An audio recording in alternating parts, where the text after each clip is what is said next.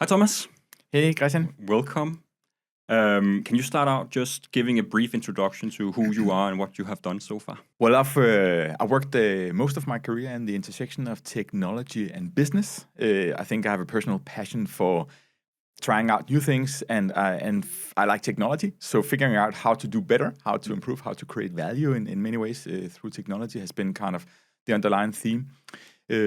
I started out as an economist, then I became an IT project manager.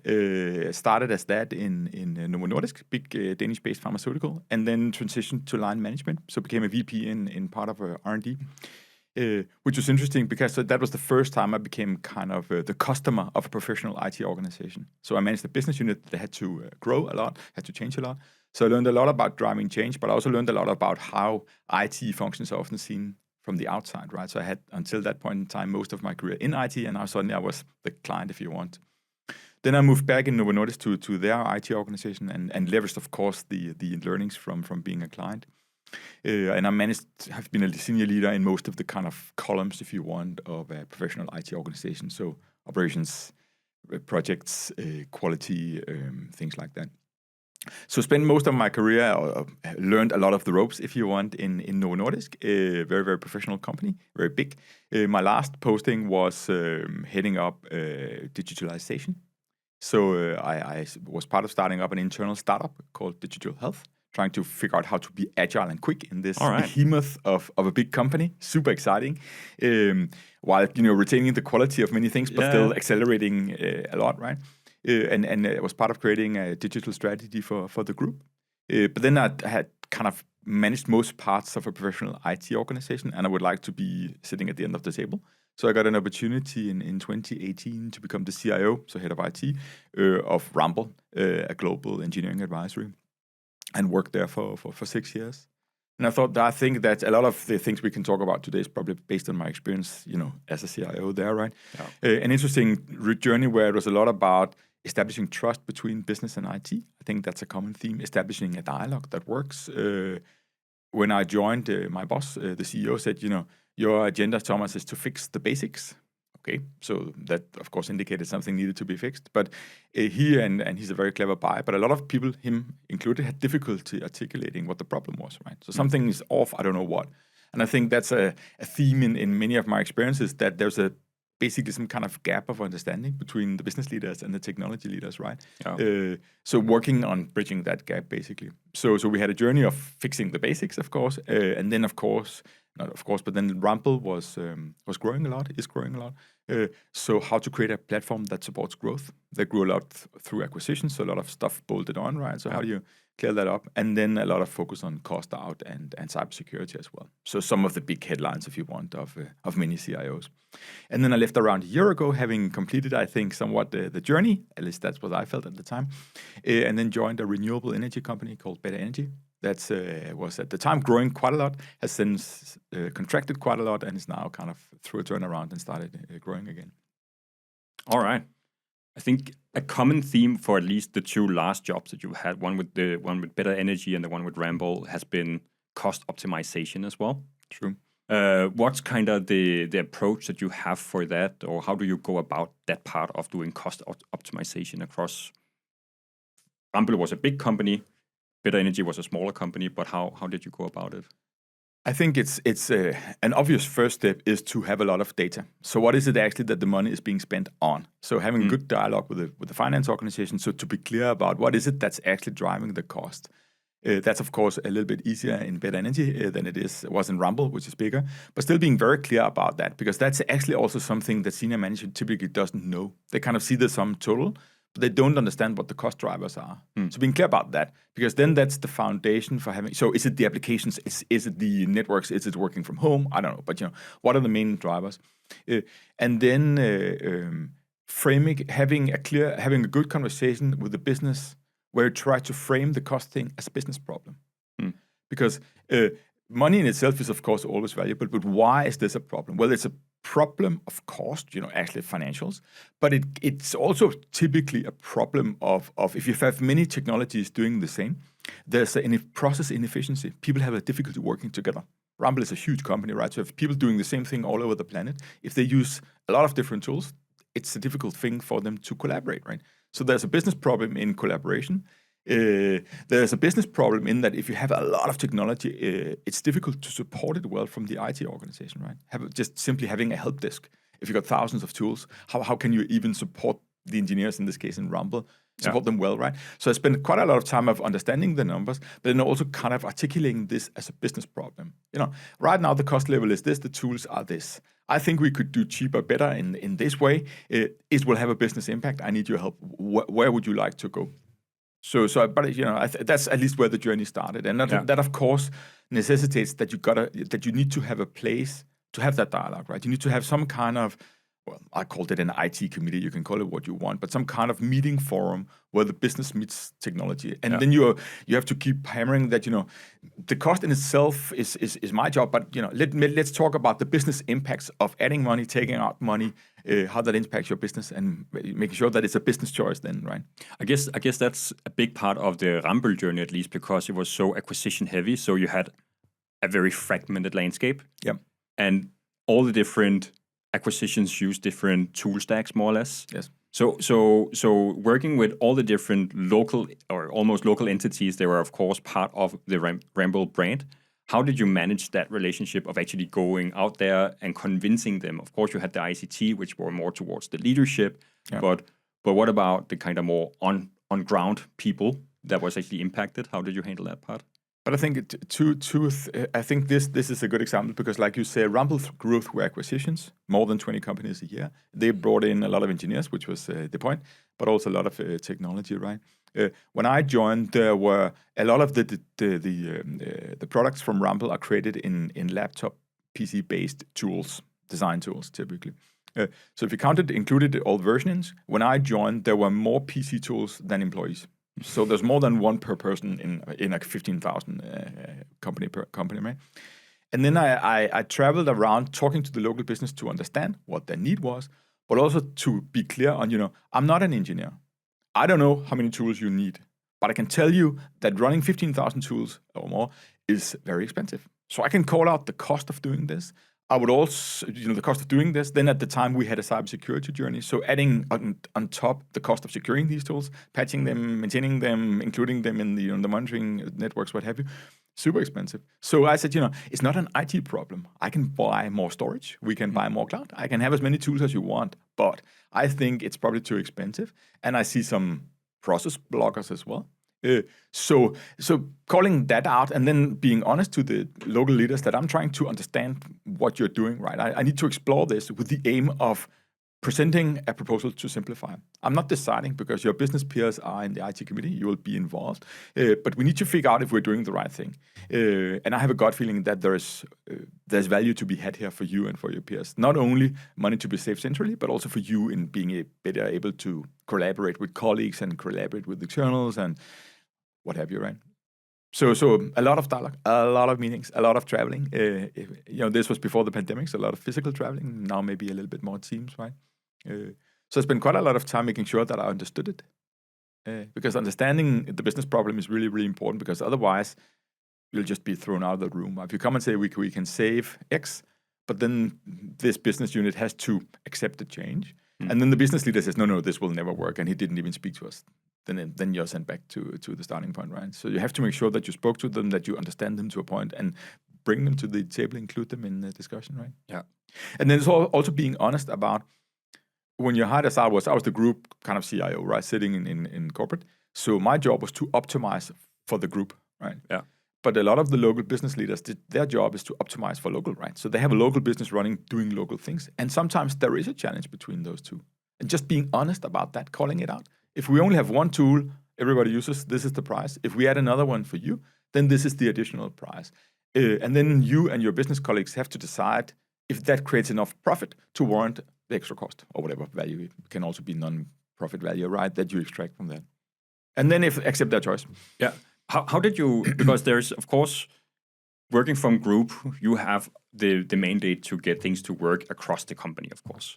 But there, as you said, there are local needs, and sometimes they need something very specific that's out of the ordinary and kind of breaks the standardization to some extent. How would you manage that balance? So when is something for the global when is something standardized to the extent where it's across global, and when do you then allow these out of the ordinary local needs?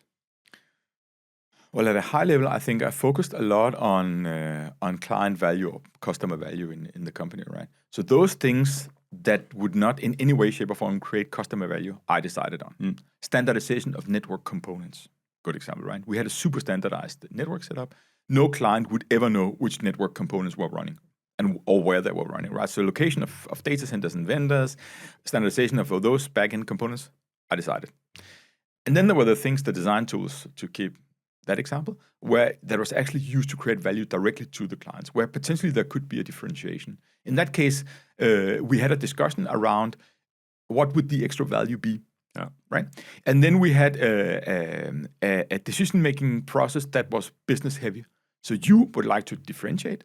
I, from IT, I can support whatever you want, but it comes with a cost. So if we want to have this extra solution in Sweden doing whatever, the extra cost of that will be so many millions. And then we had I should have added that, we had a charging model where this variation was charged to the business. So I can build it, I can run it. You will have to pay for that. And if it's worth it for your business, I'm good. So I was very clear that this was always a business decision. So, it was not standardizing for IT's sake, but for business's sake, right? So, and that, of course, it takes also, there's a certain time element in this. Because the more the business understands that you're actually trying to help them, the more trust they have in you, and the better this dialogue becomes, right?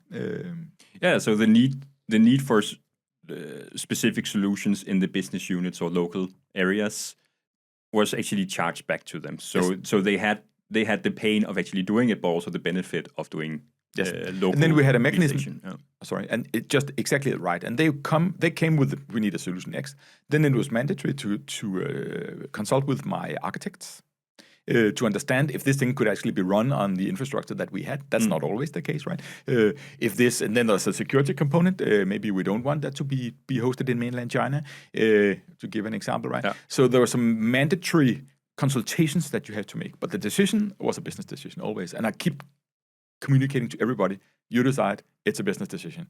But here are my considerations that you have, that's kind of mandatory to take into account. And then if they ended up saying we'd like it, and accepted the charge, then no problem. Then we just operate another technology. But then again, that also meant over time, if you asked me, why has applications become more expensive? If you see the totality, right? Well, that's because of the choices made by business.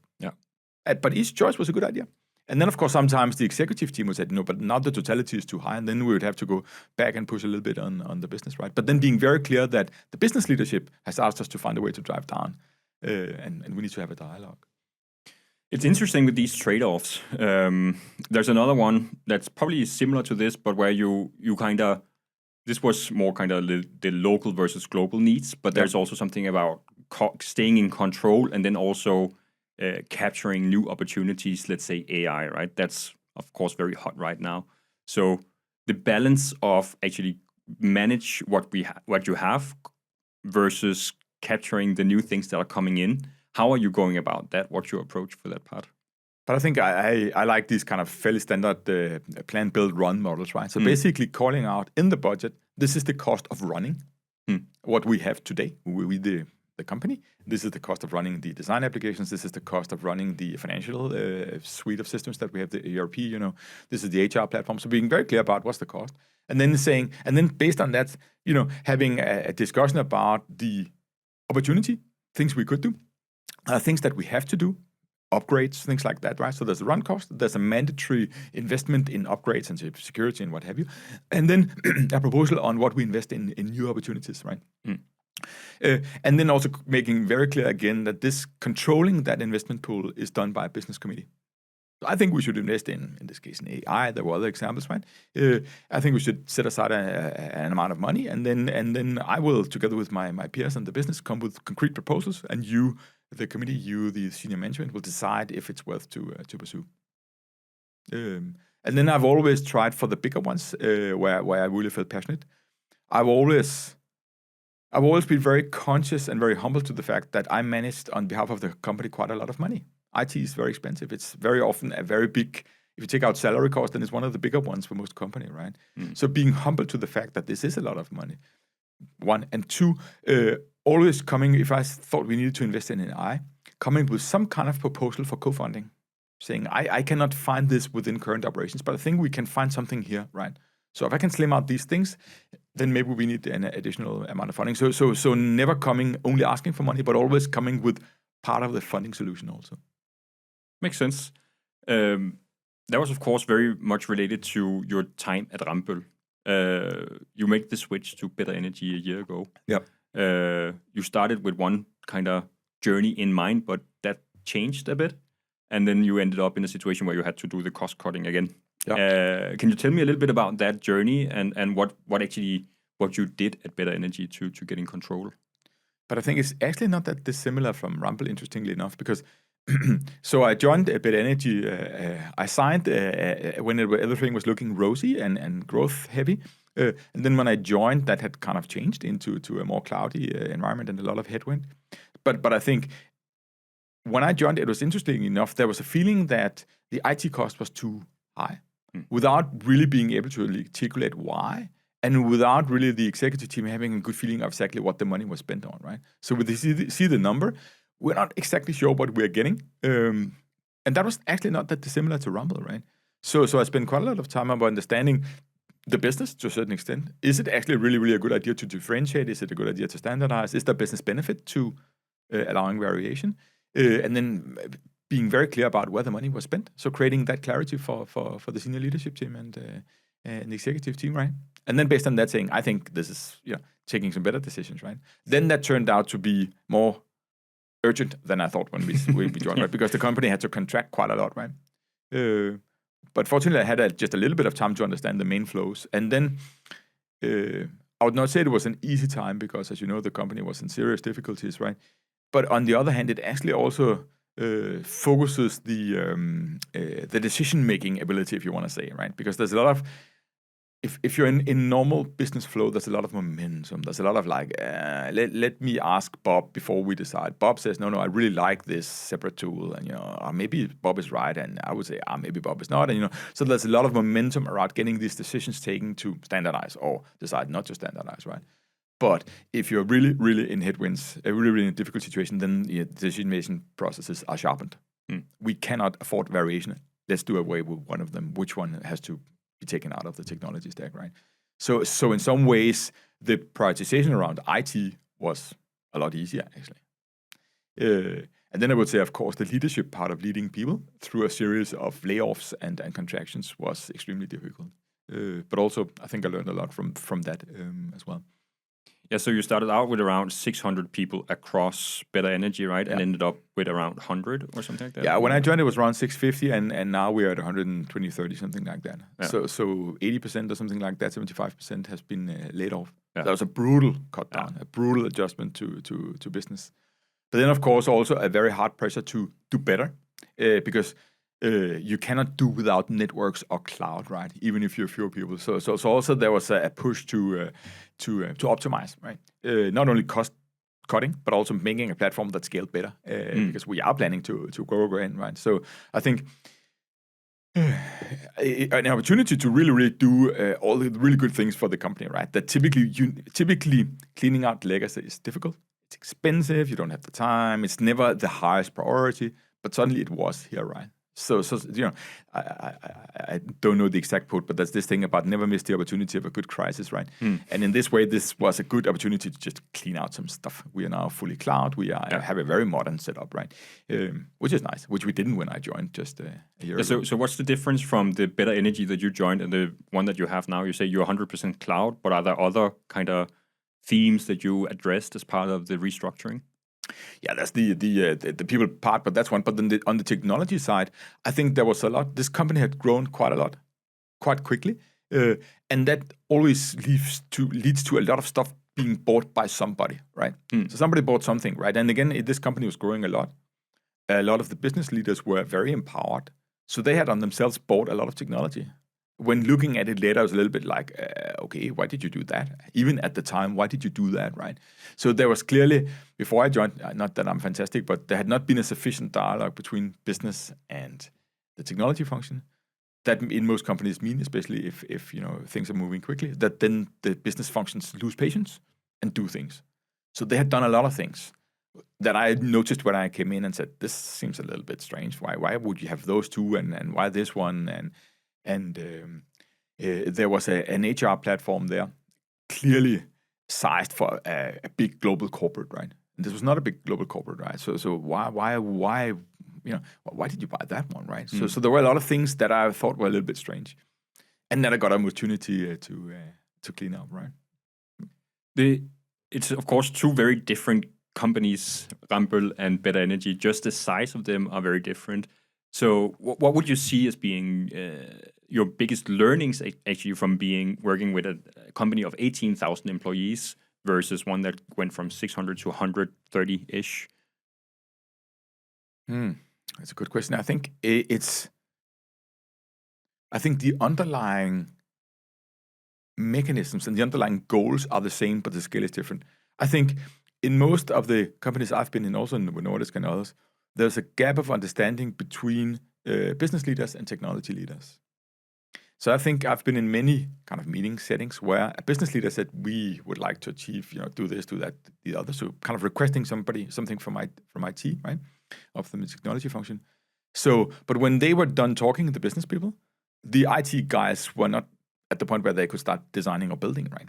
So there's something about a gap in the middle. And I firmly believe it's on IT to reach across that gap and call out, have you thought about this? What is it? And I've worked in companies often with a lot of technically skilled people, for sure in Rambøll, but also in Better Energy. And they typically come and say, please buy this piece of software, right? Or buy this cloud service.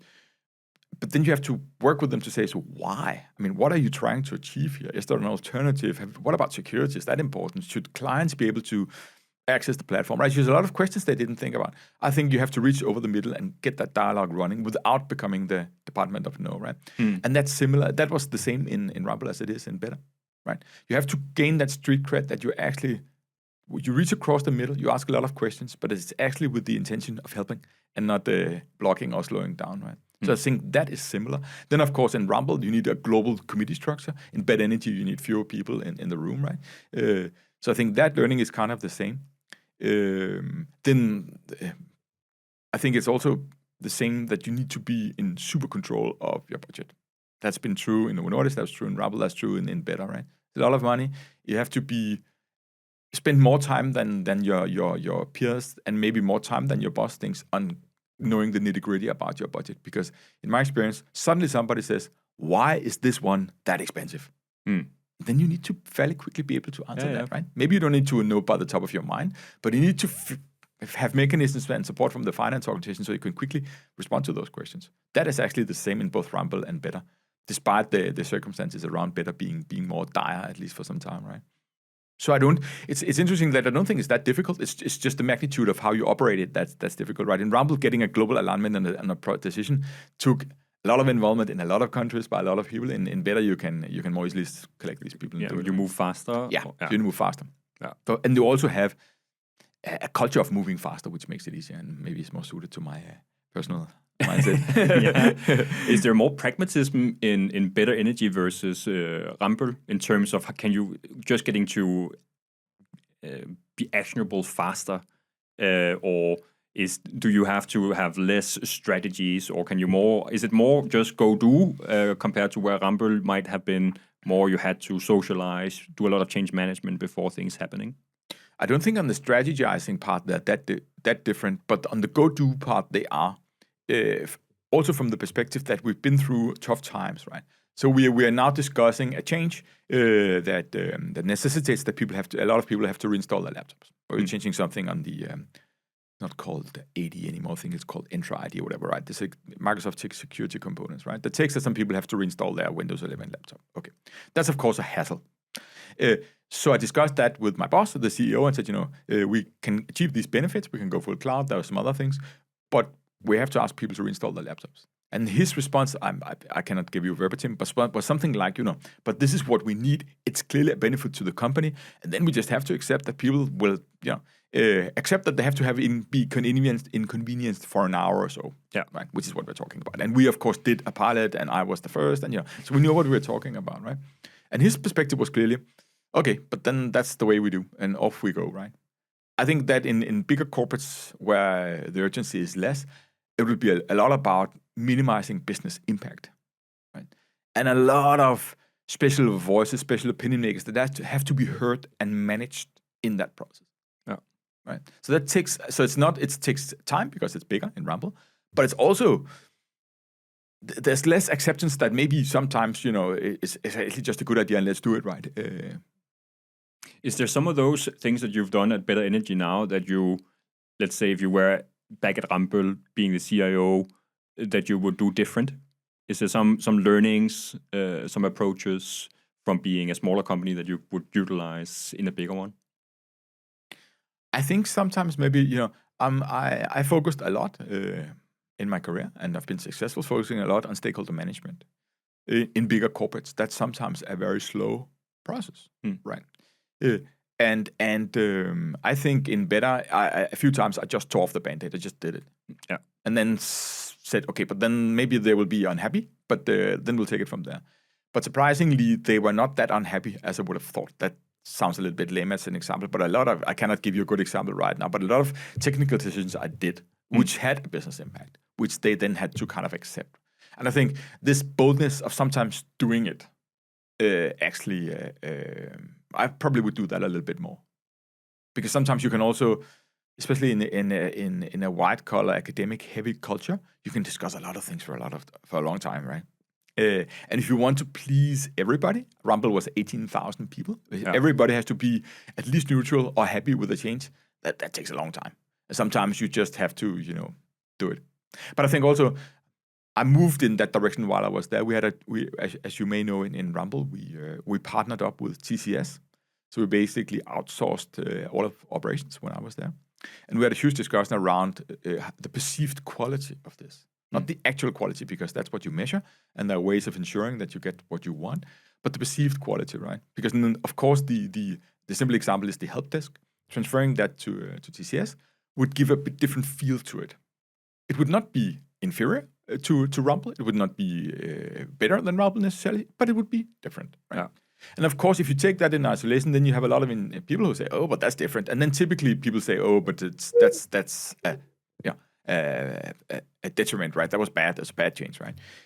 But I said, "But come on, we have a lot of clever people here who are used to having a help desk in the office. That's what I was in charge of. But also they shop online. They have an online bank. They buy aircraft tickets. They go to the municipality in some countries, So you actually, as a human being, especially as civil engineers, as most of them are, you are able to navigate different ways of getting support. Of course you are, right? So it's not impossible to learn a new one. No. Maybe you don't want it, but I mean, come on, you can do it, right? And in a day or two, you'll be fine. So I basically used that as an example of saying, so either we can spend, from now until the end of times, trying to describe in excruciating detail what we would like and work with TCS, or actually we can just ask TCS to do it their way, which works at scale, and they're very good at doing it that way. And then we can ask people to give it a shot and come on, let's make it happen together, right? Yeah. And I think that actually worked well. So that maybe also emboldened me a little bit to do a few more things in Better. It's interesting because our common friend Jesper, he was on the podcast a few months back. He also talked about the TCS outsourcing, and that you guys prepared a lot for the change management towards the business and the impact on the business, and the business almost didn't notice the change. Yeah. So this idea of being so certain that business is not disrupted in any ways, and they really didn't experience any major disruptions as such. Do you think that's kind of, are people in general too concerned with the business disruption when they are doing IT changes? Or do you think that there are some other things that plays in here? I think that it depends on the corporate culture, but in many companies and many jobs, you use your laptop all the time. So it's super annoying when things change. And therefore people are quite touchy. And I've been surprised in Rambøll and in other companies of how minute changes that led to a lot of pushback. Also, especially in bigger companies, there's some kind of, I don't know what to call it, but some kind of time effect where some people have a factual, there's something they don't like about the new desktop or whatever it is, right? And then they talk about it at the coffee machine. And then maybe there is a problem, right? then that problem is typically fixed within a few days. But the managers are typically a little bit behind on the information curve. So they hear about the problem at the coffee machine. They don't hear about the fix.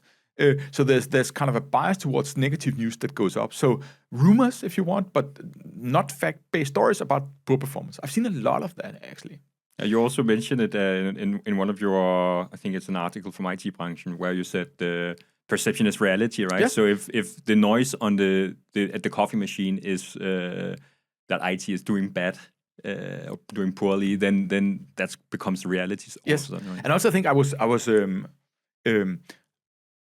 I've purpose. I always have an opinion if what they say seems to be irrelevant or not. But that's not the point. If this is their perception, we have a problem.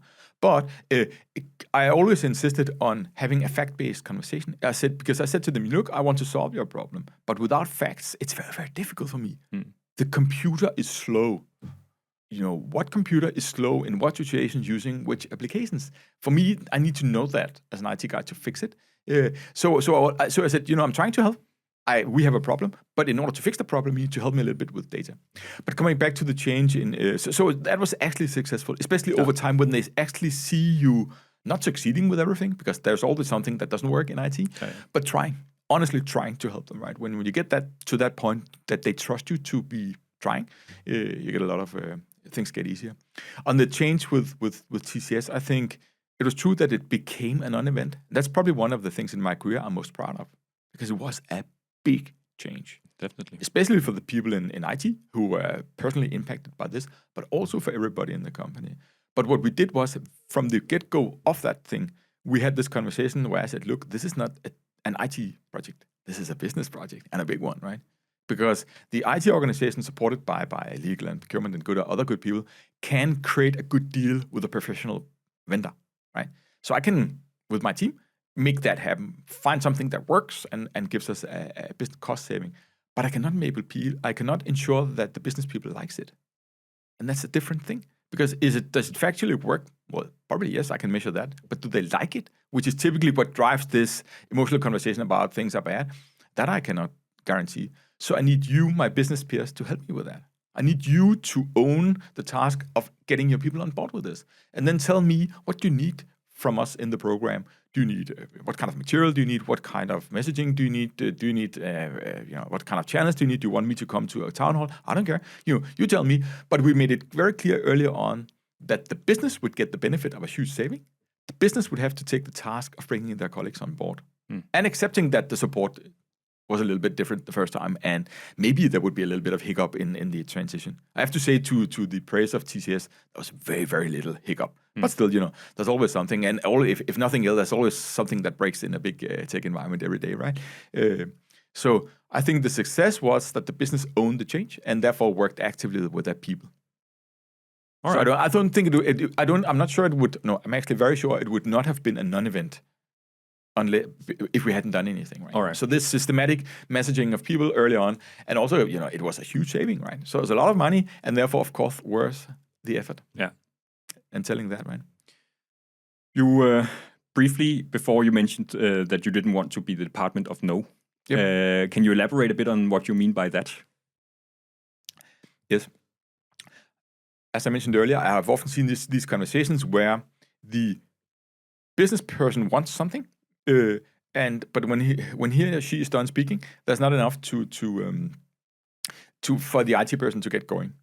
And then often the IT persons are thinking about, how does this map into the current setup? How can this be secured? How can this scale? So they have a lot of knowledge about, in bigger companies especially, these things.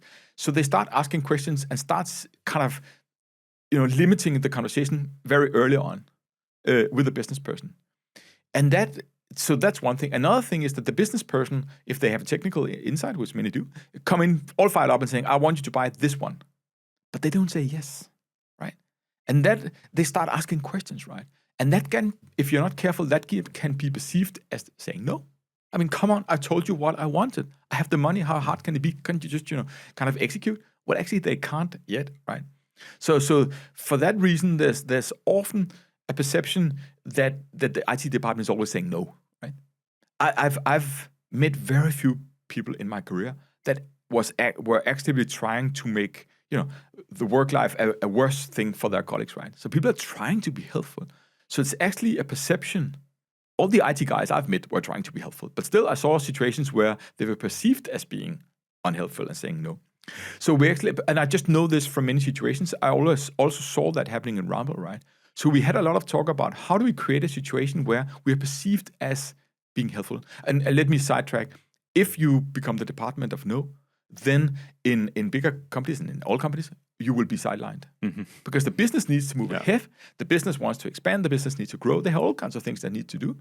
They need technology to enable that. If you're not giving it to them, they'll find another way, which typically will scale worse and have security problems. So it's always better if you're part of that conversation, right? So we discussed a lot in my leadership team. I had a very strong team. How do we create a good conversation between the business and us?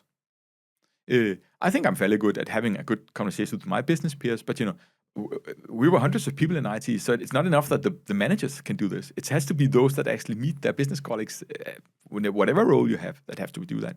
So we talked about it. We run what's called the cultural hack, a campaign on simply articulating what culture we would like to have and role-playing it and making slogans and I think we tried to find we role-played a lot, and then we had the simple conversation, right? When the business person says, I want this one, right? Then you have to say, why? Not no, or not, I don't think so, but why? What do you need it for? What are you trying to achieve, right? So finding a way of framing that dialogue. So is this an easy thing? No. We also spent quite a lot of time with me and others telling, I personally find this difficult. It's very, very difficult to find the balance where you are allowed to be part of the conversation, bring your professionalism in, but are not perceived as being the department of no.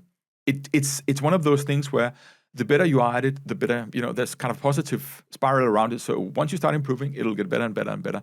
But you have to start somewhere. And that was a lot of conversations with a lot of people in IT. And also, of course, the other thing was to set up a partner setup, a business partner setup where there were some people appointed to talk to the business who were really good at not saying no, right? And being very helpful.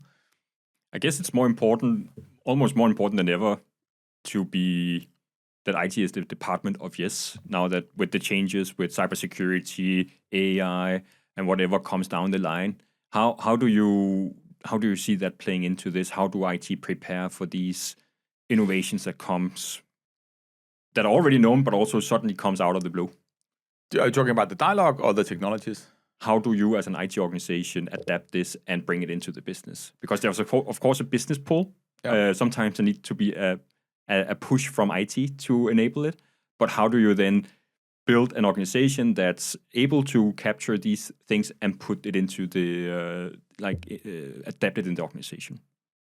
Well, I think it has to be, like you say, push and pull. So what works well in my experience is to have some business partners, some IT guys who are out there. The reporting line doesn't matter, but somebody who is the spokesperson, who is the frontline interface between that part of the business and the technology organization, who listen to what they want. Are they talking about AI? Are they talking about 3D modeling? Are they talked about, in Rambøll, there was something called computational design. Many technologies out there. So what is it that they would like to have? And bring that back so that the IT organization can start working on it.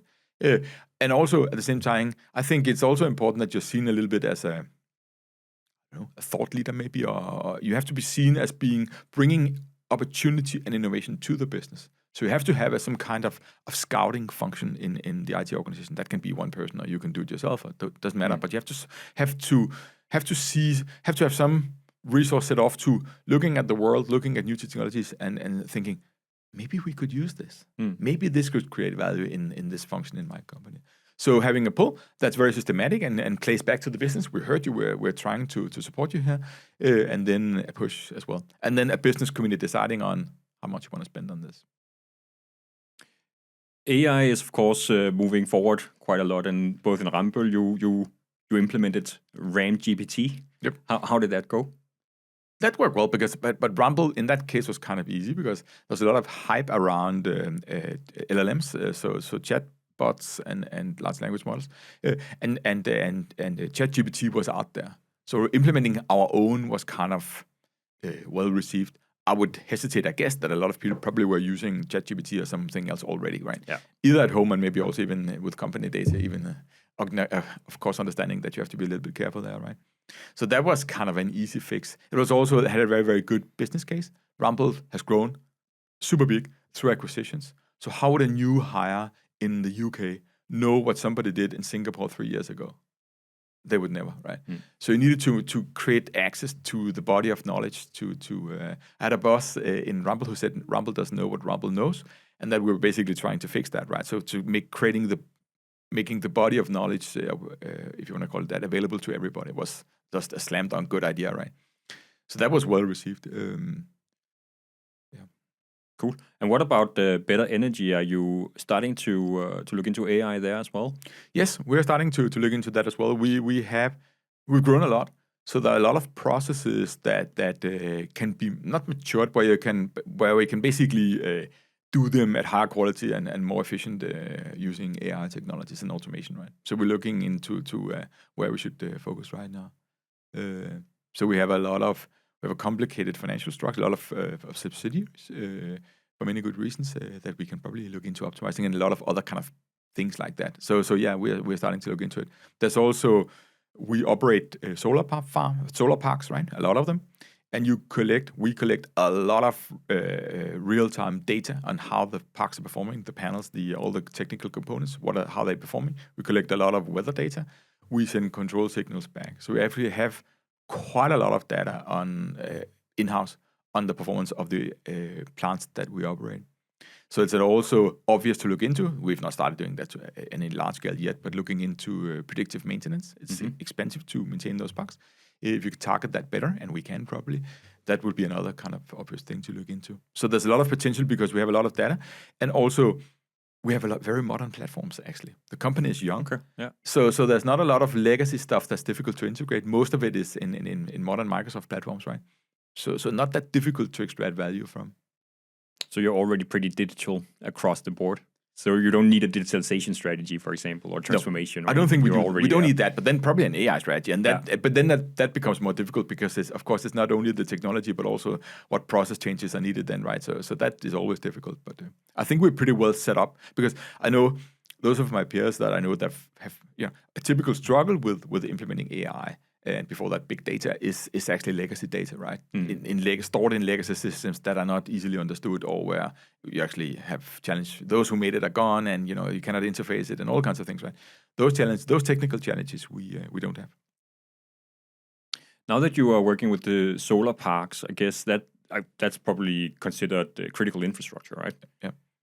Cybersecurity in that regard, how are you going about that now that you are? It's a much smaller organization now, but it's probably quite a complex landscape that you actually have to maintain. So of course we're working systematically on that because it is critical infrastructure. Yeah. And again, I think it's a strange mix of a strange mix, but it's a mix of OT components, so operational technology, things that are physically installed in the parks, which is oftentimes difficult because with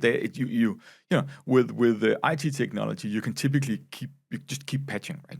So most professional vendors will push out patches, and then you can upgrade those, and that gives allows your protection to keep up if you want, right?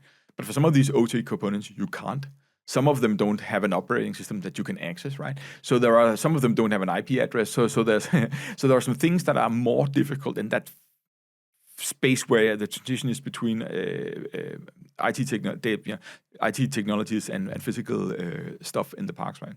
So the OT part is difficult. It's not an unsolvable challenge, but it's just difficult and different. So that's one of the new things I'm trying to learn. And on the more IT part of it, we are fortunate that we have fairly modern technology stacks. So that means it's what you need to do is not that complicated actually. Well, I'm trying to let me be humble here, but there's a lot of help you can get out there at least to secure those stacks. A lot of Microsoft Cloud and other things that are fairly well understood by many, right? Cool. Before we started, you said that you are a person with a lot of interests and opinions. Yep. So what is right now? What's kind of top of your mind? What's one of your things that you are kind of double clicking on and going deep on? I'm super excited about AI. I think it ticks my boxes, right? It has got a lot of potential. It's still early days in many ways. So I feel dead confident there's a lot of potential out there as a human being. At home it's easy to play around with. In a corporate setting, it's more difficult. I think there's a lot of potential, but there's also a kind of an immature technology. There's a lot of excitement in society at large and with my colleagues that creates a pull. There's also a new version coming out every 3 months, right, of LLMs. So I think it's one of those areas where there's a lot of potential. We have to start exploring. It's also very, very difficult to figure out what the real corporate value is, I think, at this point in time. It's a little bit, I heard somebody compare this to an obvious example, maybe to the internet, right? I'm old enough that I've been working with technology when the internet was commercialized. And it was not very obvious in the early days where this would go, kind of. Now looking back, everybody knows, right? And everything is easy, right? But it was not that immediately obvious what place the companies needed to take early on. Except, a website was a good idea, right? So everybody had websites, a little bit like LLMs. Now everybody has a GPT, but that doesn't really redesign the processes of the company, right? So if you want to really harvest the benefits of these agentic AI and things like that, you probably need to think a lot about restructuring how you operate. That's a difficult thing, right? And especially a difficult thing when the technology that you want to utilize is not that mature and don't have a lot of good stories of huge gains by other companies, right? So super exciting. I'm very excited by that. I really want to do it. Also a little bit uncertain of what the best way to go about it is. Yeah. But then I try with a lot of dialogues with peers to learn, to deal with pride, to share with love, right? I think you also did a LinkedIn post on it, but that the MIT report with the 95% of AI projects fail at corporates. Yeah. Why do you think that is? I think it's a few things. One is the report pointed out was specifically on generative AI. That a lot of corporates failed. But I think that the point of the article, which I agree to, is probably that it was implemented more with a view to that the technology was exciting than to the business problem that needed to be solved, right? So it always works better in my experience if you have a real business problem you want to solve. And then having found the business problem, then you look for the technology that probably would support it well, right? So some of these initiatives are driven by excitement about the technology, which I fully understand. The other thing is, at least is my perspective, is a little bit like when you introduced, again, I've tried that, when we introduced email. There was a lot of projections about how much that would make the workflows in offices more efficient. And looking back, I don't think there's a lot of companies who found efficiency gains by implementing email, right? Now we have a lot more emails than we had physical mails in the old days. A little bit the same thing with LLMs, right? I'm inspired and passionate about all the things you can do with having these, Microsoft Copilots and what have you. But will that actually create hardcore savings? Can you then do the work with fewer people? It's difficult to heap that saving. Yeah. And we have had a few tough conversations in Rambøll where we discussed not RambollGPT, but more personalized productivity tools. And you said, okay, I really, really wanted this in my department. I said, okay, but then can you then lay off 5% of staff? I mean, the cost is X. Does this actually mean that next year we can cut your staffing budget and you will produce the same? I was like, no. So people are a little bit not able to monetize that saving. Does it make things easier? Yes. Is it exciting? Yes. Can it compensate for things that you cannot do? For sure. But can you monetize that saving? Difficult. So that I think was also part of the article there, right? Because they focused on Gen AI. As you know, other AI technologies like machine learning has been around for a longer time, and I think there are a lot of good examples of where they actually really saved a lot of money, right? And I'm sure there are Gen AI examples, but just fewer than those who paid for them thought, right, at the time. How do you think? How would you go about finding the right problem to solve? That's a good question. I think it has. I don't know. I think with the dialogue with my business colleagues, right, and then think about what these tools are typically good at. If you want to generalize, and I will be hated on now, but with the Gen AI tools that we have now, it seems like they are good, if you want to put a headline on it, to replace juniors. So if you've got a function where you have juniors and seniors, then they can replace juniors to a certain extent. A good example is coding, right?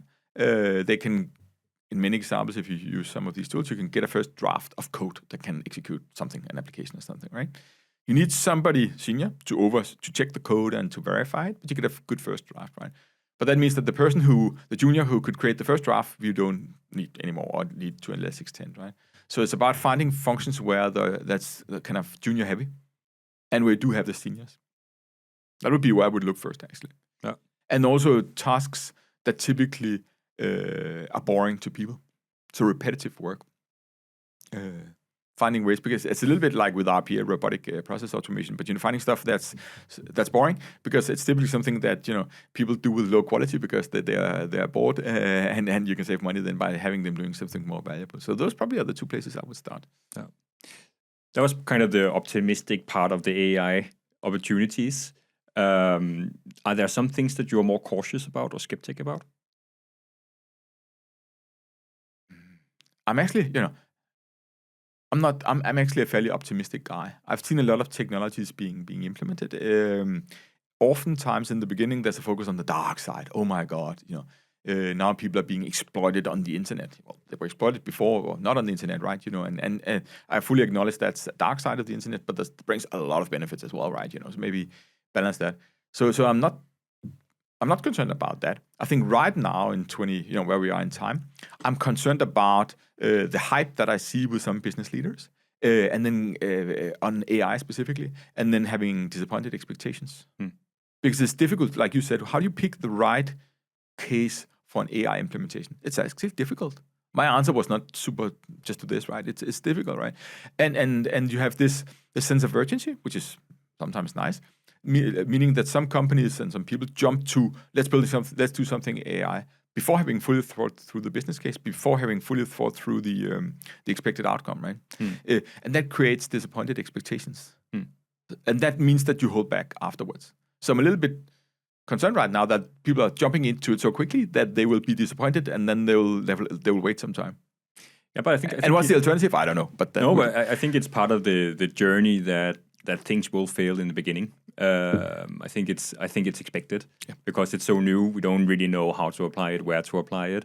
But I think just doing it will actually give us some learning. So next time we do it, it will probably be closer to hitting the spot. But I think it will just take time, and I think experimentation is needed to get people educated and get people to learn the technology more, both from a business perspective, but also from a technical perspective. I totally agree. But I think sometimes the public debate, and also in companies and societies and what have you, talks about AI technology as if it was more mature than it actually is. If you take some technical super sharp thing from the Gartner hype cycle and put that on the table, then most people have never heard about it. And that makes it a little bit, cautious about, what is that? And we need to understand a little bit more, and let's explore a little bit before we... But with AI, you just plunge right into it, right?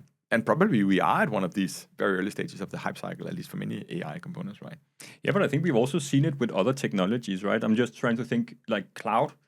A lot of people also move things to the cloud the wrong way in the beginning, right? Yes. Just complete lift and shift, and then cost went out of control. Yes. And then people figured out, okay, but probably we need to refactor some of the things to make it work in the cloud as well.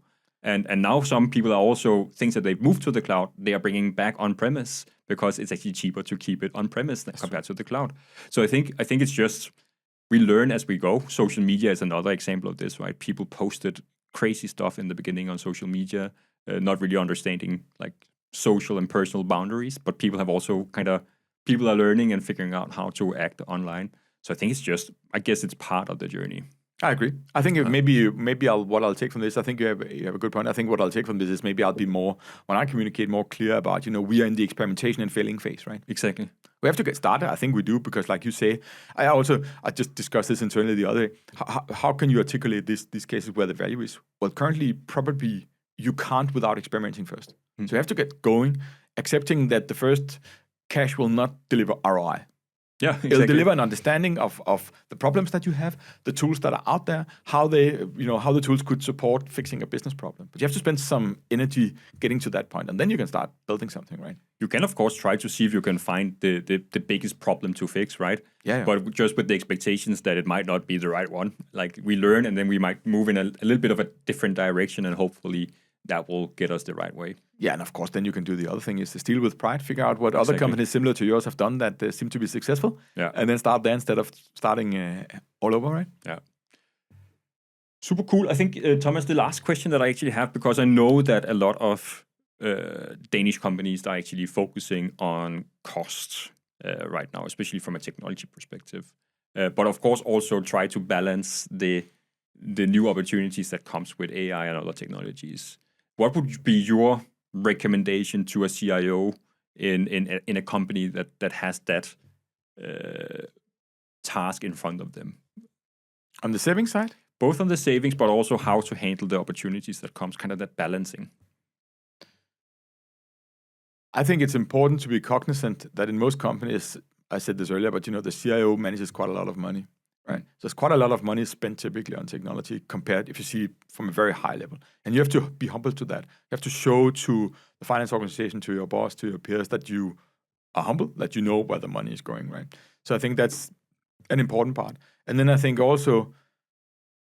you can also so being careful about managing the operations, the current setup, if you want, focusing on costing out on that at all times, it's showing people that you're doing that is important. I think a lot of business leaders recognize, or most, that a lot of stuff happening in modern companies is technology enabled. There are very few things happening in bigger companies today that can happen without technology. So you do need to invest in innovation also on the technology side, right? So people accept that at an intellectual level. So having that conversation around what would be a good budget for that.